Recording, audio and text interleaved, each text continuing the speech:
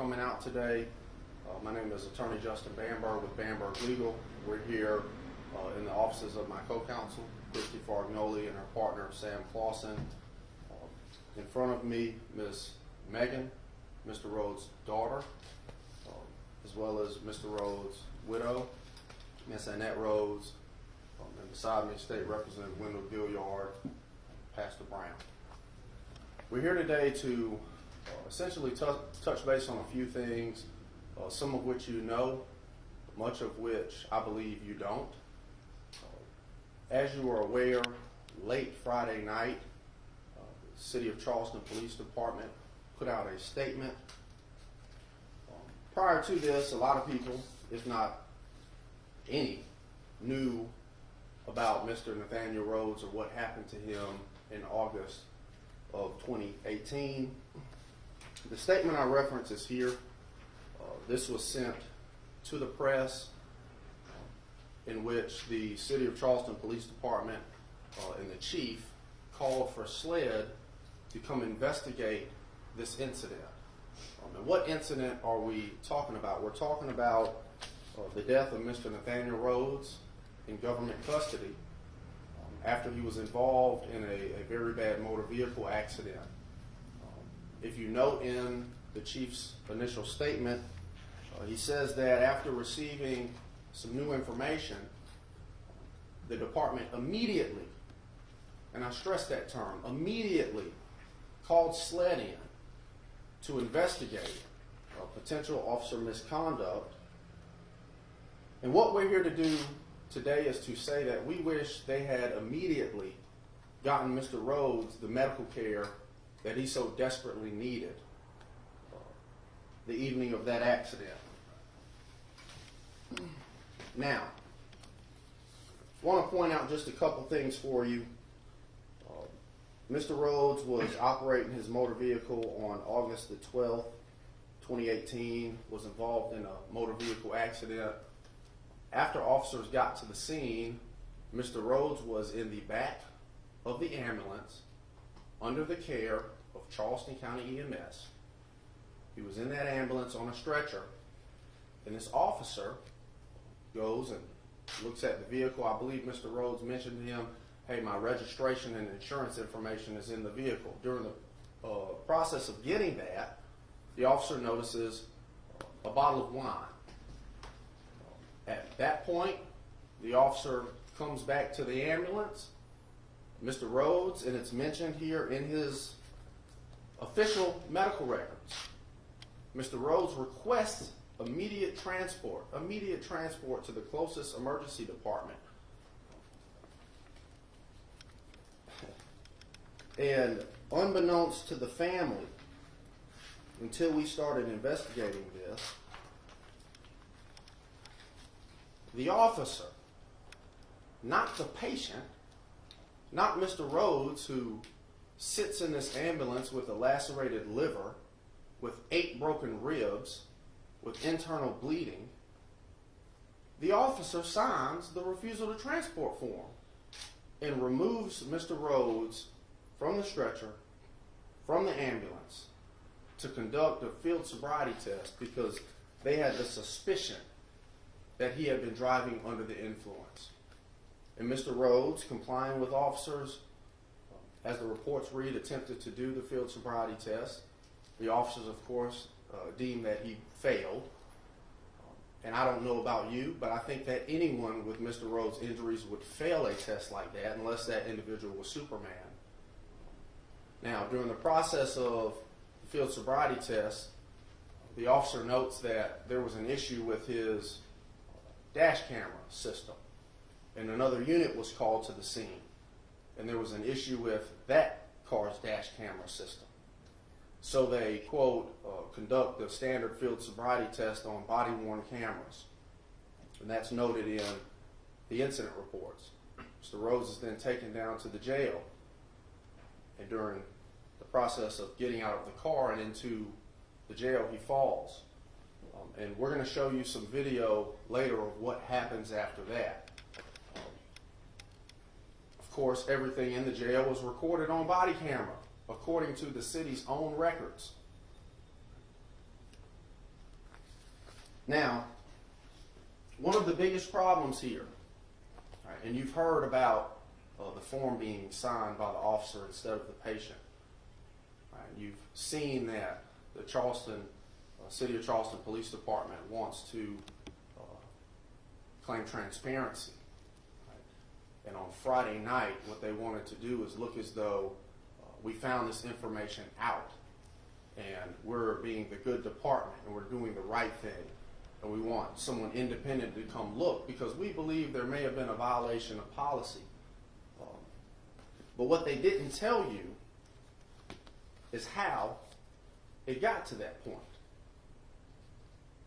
In August, this accident happened August 12th.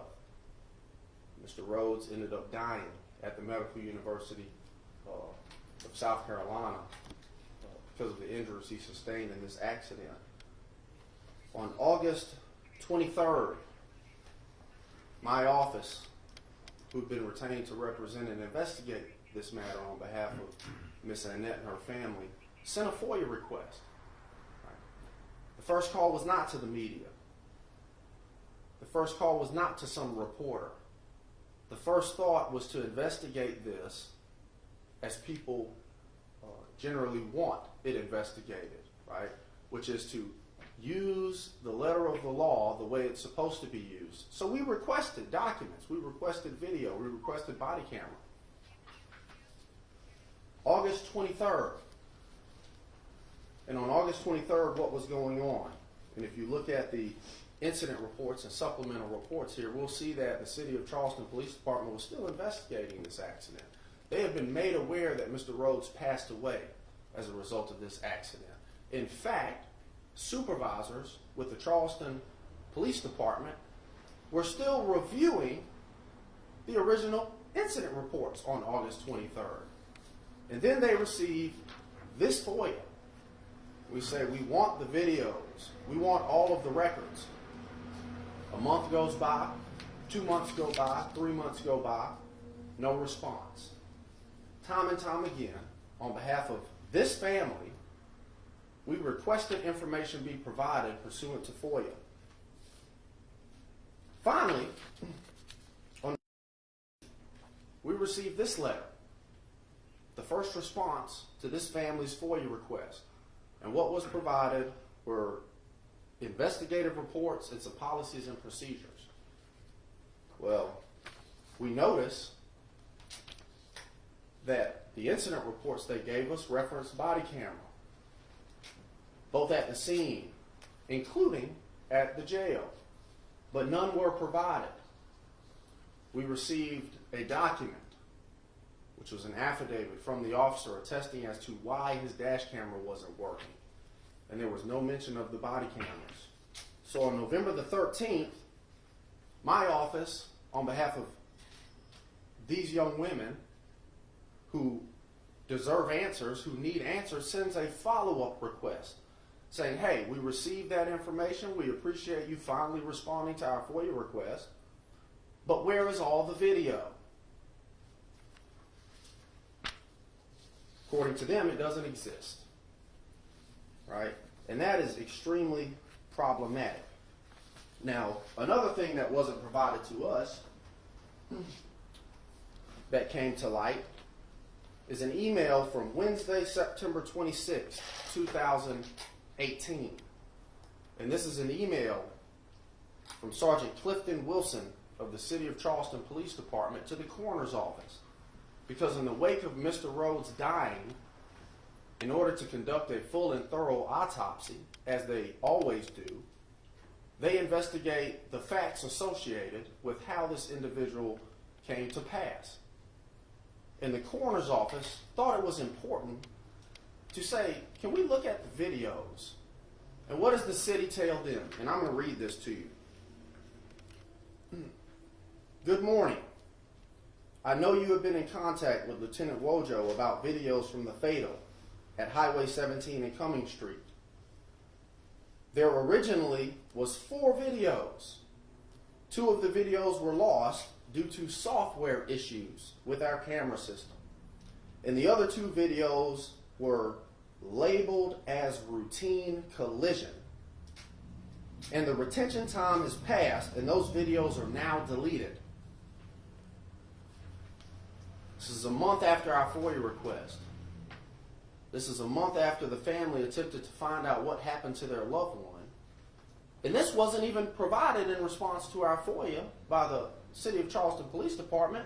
This was provided from the coroner's office. What else wasn't provided is the maintenance information for those camera systems. Were any of those camera systems fixed, worked on? And a response. And what we're asking today, we know what it looks like.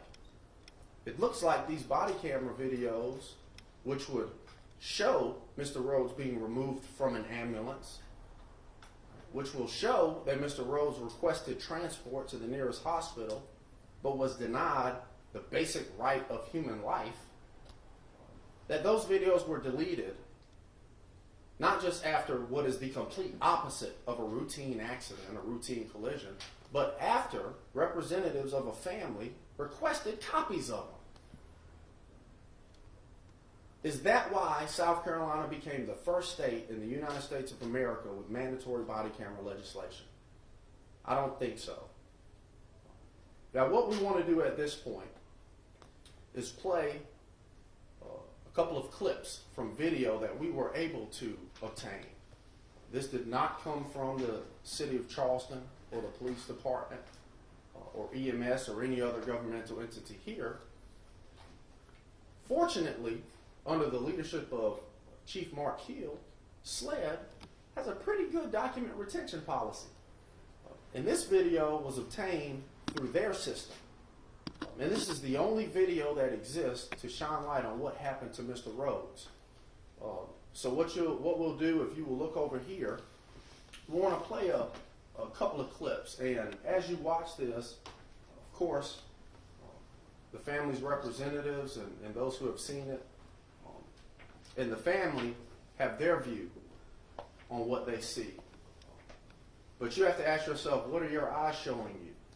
And ask yourself, is this the type of treatment that you would want for your loved one who is sitting here? Right? And if you look, medically speaking, this position is called the tripod position. And anyone who understands basic medicine understands that this is the position that humans take when they can't breathe, when they're having trouble breathing.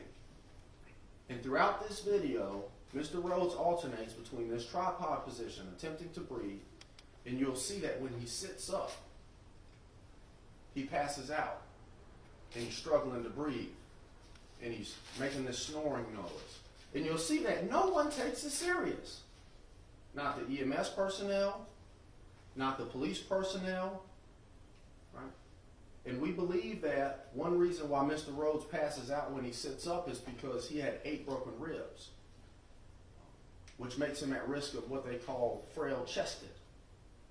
And as you know, your ribs are the only thing that keep your chest cavity open enough for your lungs to fully expand when you take a breath. And he's not able to do that because he doesn't have any ribs. And he's bleeding internally because his liver is split in half. And look at the way he treats them. So if we can play the first clip here.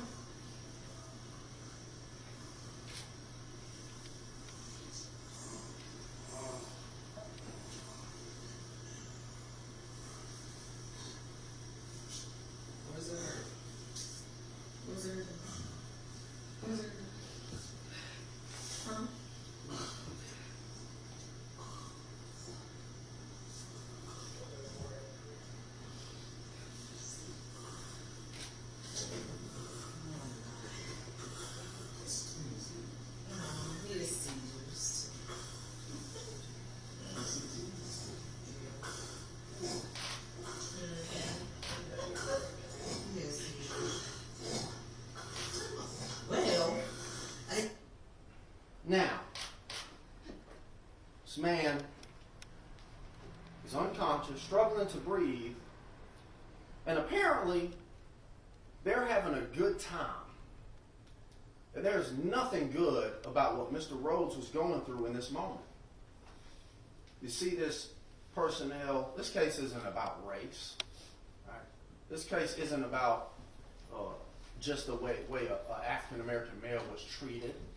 Right? This case transcends all color lines. This is a case about basic human dignity and humanity. And no person suspected of anything deserves to be treated that way and laughed at in that fashion. Let's play the next clip.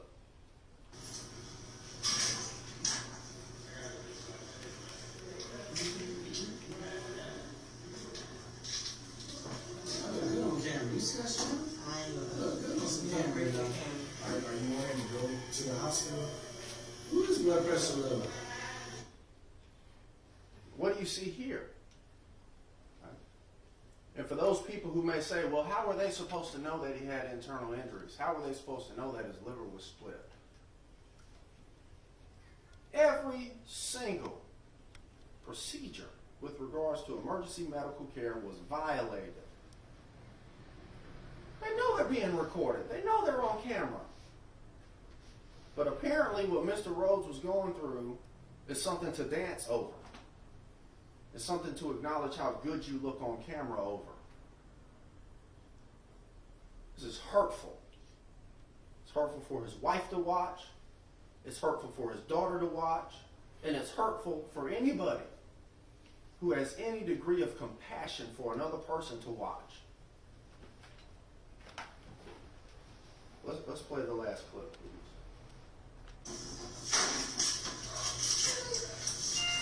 Oh, I'm sorry. You just signed this too for me.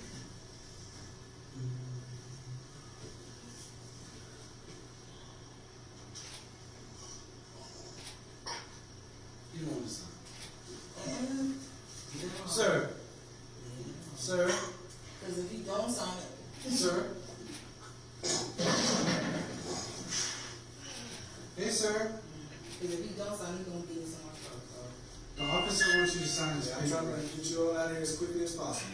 This is just for our records and your records.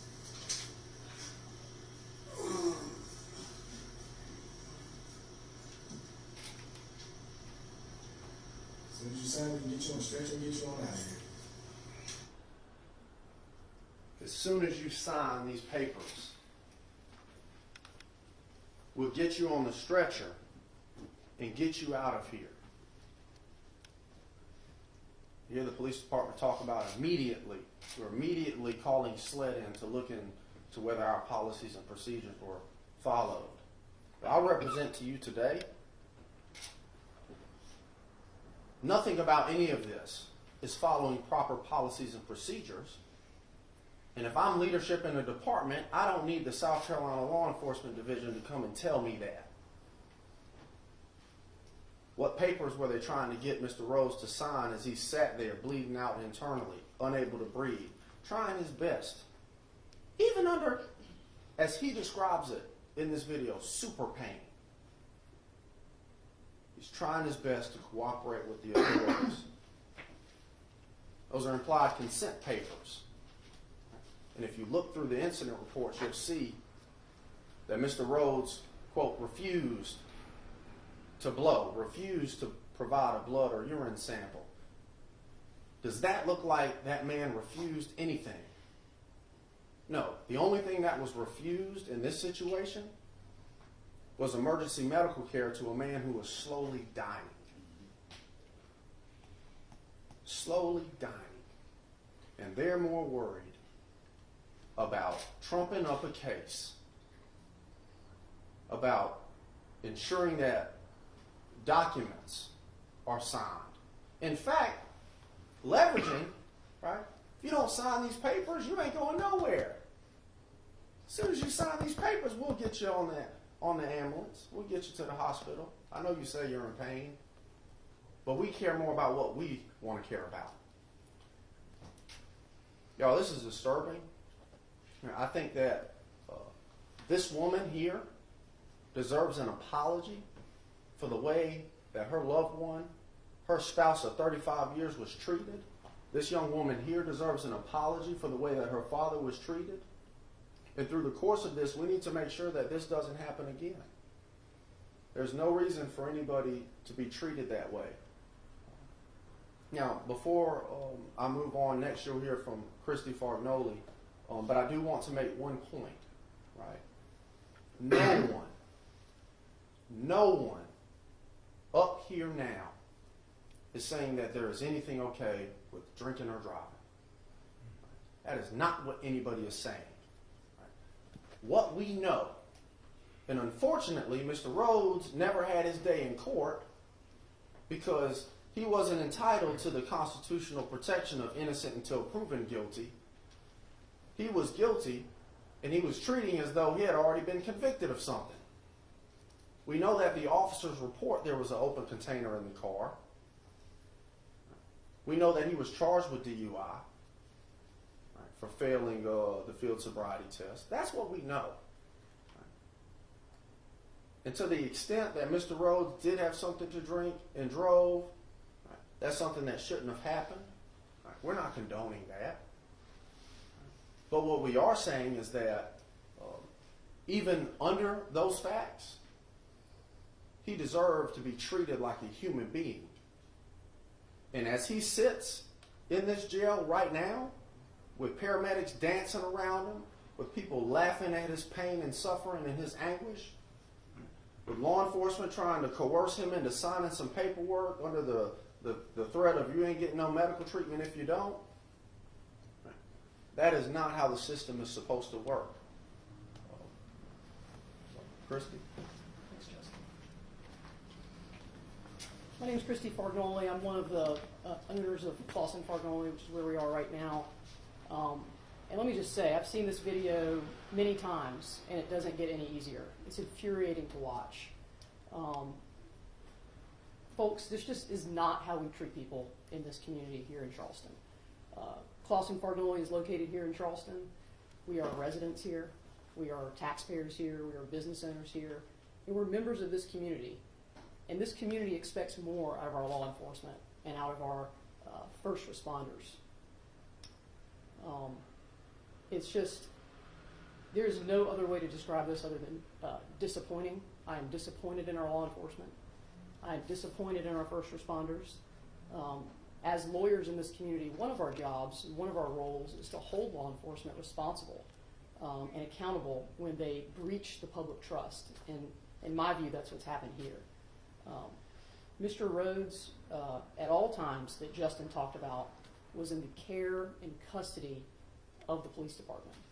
When someone is in the custody of the police department, they are under the care, they're under their guidance, they're under their guardianship, and it is their responsibility to protect the safety and well-being of Mr. Rhodes, and they failed in that responsibility.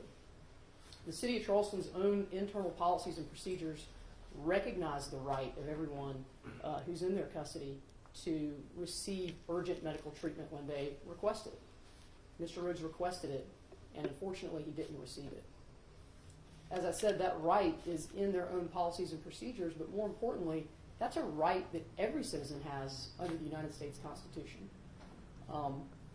The actions of law enforcement are entirely unacceptable, as are the actions of EMS.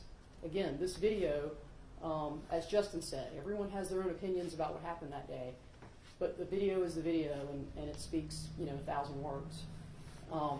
At the point in which Mr. Rhodes was in the custody of EMS and requested transport, it was completely inappropriate of them to allow the officer to sign him out and to allow them to refuse him medical treatment. That was a non-delegable duty that EMS had, and they breached that duty.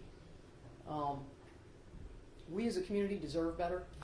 We're here to demand better, and we're proud to represent the Rhodes family to help them get answers and to help hold those responsible accountable for what happened that day.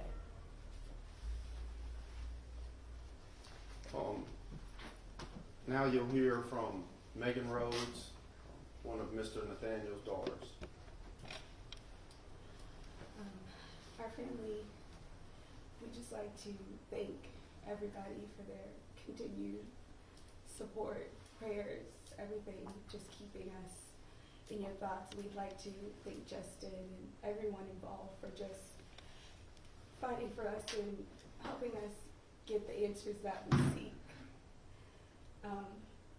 My sister and I I were both medical professionals, and we look at this, and aside from being frustrated because it's our family, we can't understand being on the other side of it as a professional, watching a patient suffer and having the time of our lives. That those things don't resonate. We don't understand.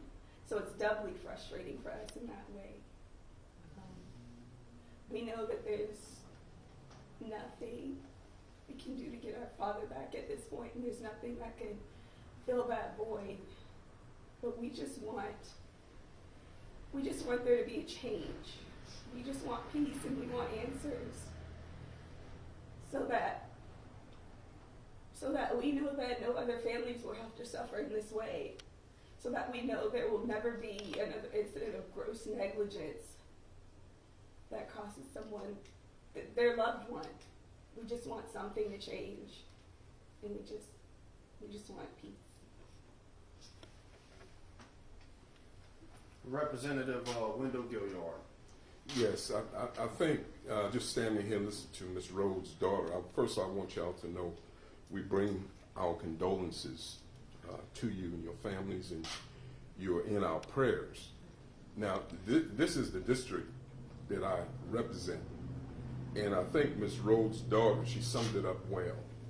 She want answers. You couldn't ask for no more than that. And she want change. Well, how many times we've been asking for change? When we introduced the body cameras at the state level, we took pride in what we had done. But standing here watching this video, you know, we've come a long way. We got a long way to go. I want everybody to understand that. When I looked at this video, I played it and played it all night. And I said to myself, I see mistraining, no leadership. And then when you get to the questions about the footage being missing, that's not good. It says a lot about the leadership at the city police department, and it reflects the leadership of this city. It reflects the leadership from the governor on down. We've got work to do, because enough is enough. I don't know how many times I've repeated that in other tragedies. But this is surely disingenuous and disrespectful. I've gotten a lot of phone calls on Mr. Rhodes. He was well respected in this community. And I'm still getting phone calls. Because now the million-dollar question is, even though I represent this district and a lot of leaders, activists are in this community, our question is, why we have to watch national TV to find out that this had actually took place in such a way. So we're going to get justice in this, and I want you to know that, you and your family, that the last thing that we do, justice will be served, and we shall see to that. Some heads needs to roll.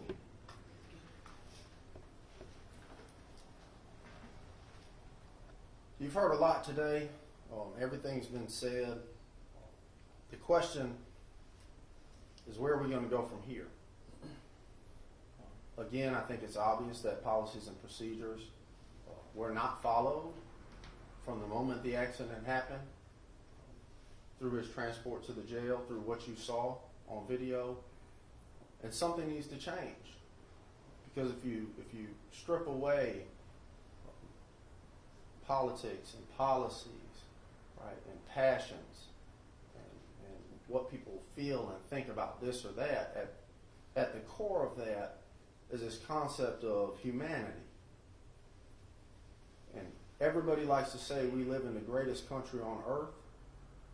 And those of us in South Carolina like to say that we live in the greatest state in this country.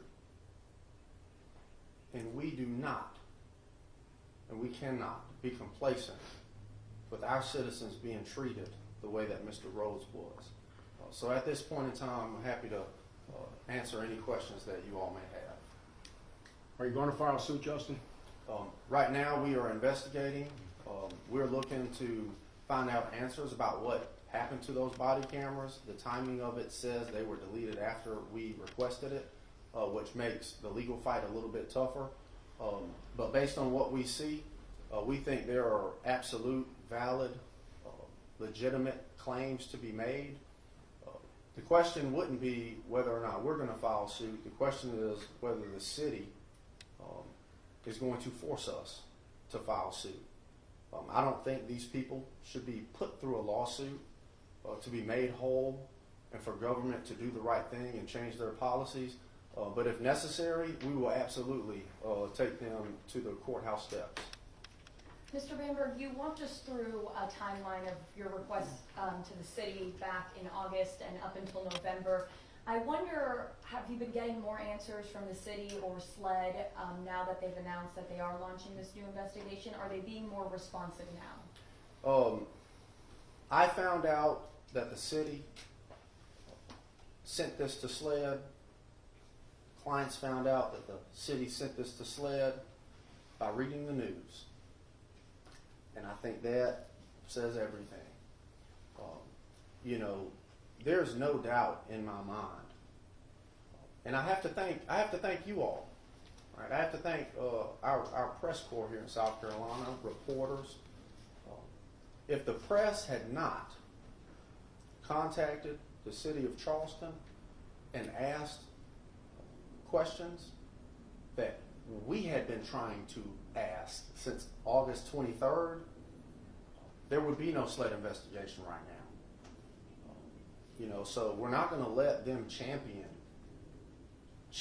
their decision to immediately contact SLED, because there was no immediacy until the press came knocking. And that is not how things should be.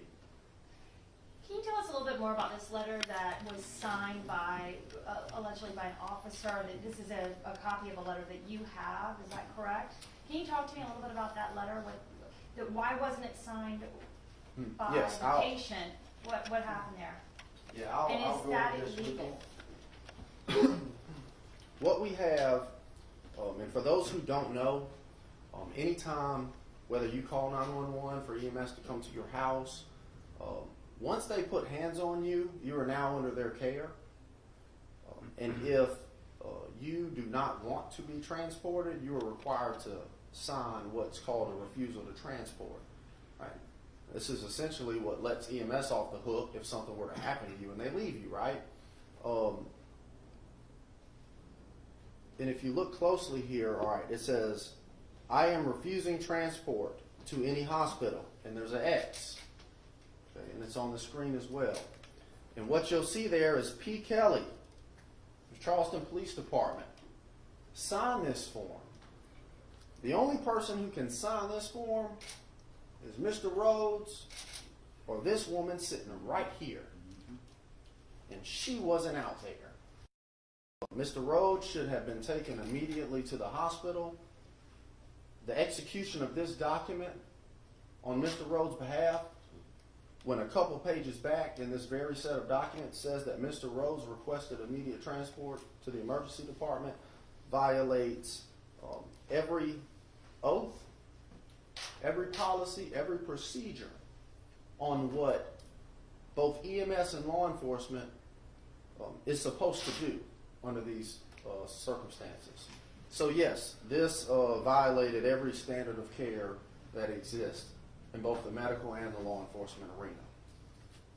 Ms. Rhodes, you lost your husband so many years. What has this been like for you now? It's been hard. It's an everyday fight trying to move forward in our lives. Because my husband was a family man. We did lots of things together. And trying to move forward, like I said, it's hard. It's a fight. But with the help of God, with giving me strength, my daughters and I, and the rest of our family, that's helping us. But it's hard. It really is. Because I never thought today I would be facing something like this. Did the chief give you an explanation why the officer signed it? Has anybody given you an explanation? No, sir. Your guess is as good as mine. And if you happen to find out before I do, because apparently the press has the ability to find those answers out when the families can't, please let me know. Mrs. Rhodes, do you think that there's a chance that your husband could be sitting with you today if he had been taken to the hospital immediately? Most definitely. Because I know my husband is a fighter. So I definitely feel like he was definitely hit. When he asked to be taken to the hospital, he was fighting in. And for him to be refused, yes. And the delay, all of this brought him to his death. This next question is out of my curiosity. It is clear that he was suffering from pain and internal injuries, and it's clear that there was a delay in getting him to the hospital. I guess my question is, from the medical professionals who eventually took care of him for the next 4 days, did they allude to the fact that this was a time-sensitive matter and that his life could have been spared if he had been there sooner? We're still reviewing all of the medical records from his hospital stay. But what we do know is, at this point, immediately after the wreck, his liver was essentially split in half. His abdominal cavity, you've seen how his stomach was swollen out, was filling with blood. We do know that he ended up being septic. It was a really bad infection. And we believe that the delay in getting him to emergency medical care to be examined definitely made a difference, and that had they got him there, he would still be here today. The other thing that triggers, and I think that at the point he's transported, well, even before then, at the point he's taken into police custody, he's now a suspect in custody. Right? Just think about the connotation surrounding that term. A suspect in custody. Not a citizen who was in a bad motor vehicle accident. He's a suspect. And if you look at the way that he was treated, from the moment this officer took it upon himself, right, to take Mr. Rhodes out the ambulance, he was treated like a suspect, like a convicted, guilty person from that point forward. And I think it has a lot to do with why we see the EMS personnel dancing on camera and laughing and playing around. It's because he's a suspect to them. Suspects don't matter. Right? That's what a lot of people think. But suspects are people too. And Mr. Rhodes would still be here today if it wasn't for the actions of EMS on scene and releasing him, and law enforcement of taking him and his medical care being delayed. Do you know for sure the other videos were deleted right now? Are you still investigating to find out if any other videos exist? Is there any, or do you know categorically that they've been deleted? According to this email, which is an official email from the city of Charleston to the coroner's office, there are no other videos, and that those videos were in fact deleted. Now, to the extent other video magically appears, well, I think the city's going to have some other problems in that point, because we're going to sue them for FOIA violation for not turning it over, or waiting until we had to call the press in to be able to honestly get that video. Is that dash cam video you're talking about, or body cam? That's deleted. The body camera video was deleted, according to records we've seen from the police department. According to them, the dash cams weren't working. There was some software problem. So we will be following up to request any and all records regarding the maintenance of those cameras and whether or not those cameras were replaced. If there was never any maintenance on them, from the date of this to now, it only means one of two things. Either they didn't care to fix it, or there wasn't really a problem with them. Right. The same with any other videos that may have been in existence. Thank you. Well, thank y'all so very much for coming out. We appreciate you. Thank you.